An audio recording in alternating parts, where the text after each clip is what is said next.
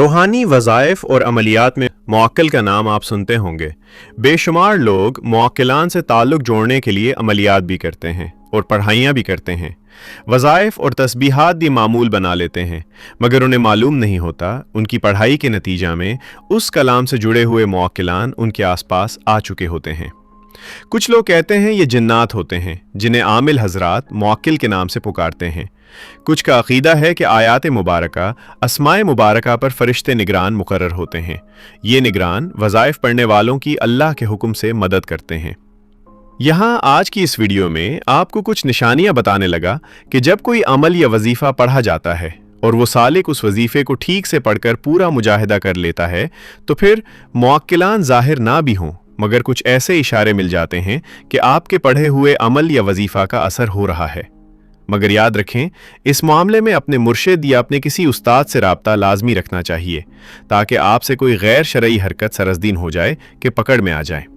ये कुछ निशानियां बयान कर रहा हूँ। ख़ास तौर पर ऐसे लोग जो कुरानी आयात का वजीफ़ा करते या फिर अस्माए हुस्ना की तस्बीहात करते हैं, उनके साथ कुछ ऐसे वाक़यात नोट किए जाते हैं।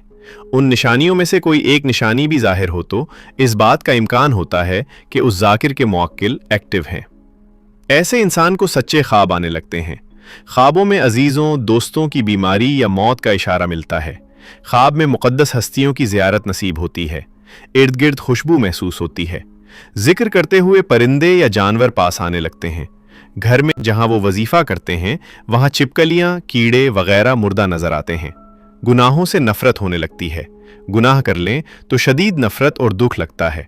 शीशे के ग्लास टूट जाने के वाक़यात रूनुमा होते हैं। आमिल सच्चा हो, वज़ाइफ में नागा ना करता हो, तो उसके साथ बदतमीज़ी करने वाला, उसके खिलाफ साजिश करने वाला नुकसान उठाता है।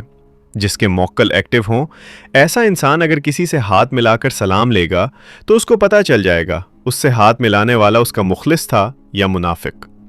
जिस इंसान के मुअक्किल एक्टिव होते हैं उसके खिलाफ साजिशें करने वाले बीमार भी पड़ जाते हैं।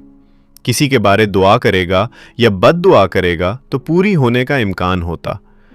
ऐसा इंसान जब किसी सफ़र पर निकलने लगता है और बार बार ताख़ीर हो जाए तो ये उसके हक़ में बेहतर होगा। अल्लाह उसको सफ़र में पेश आने वाले हादसा से बचाता है। जिस मुअक्किल एक्टिव हों तो उसका चेहरा चमकता हुआ लगेगा। ऐसा इंसान निढाल नहीं होता, तिन्हाई बढ़ जाती है। कुछ लोग अपने बिस्तर और कमरे अलग कर लेते हैं। अपने कमरे में बिला वजह खटके महसूस होते हैं।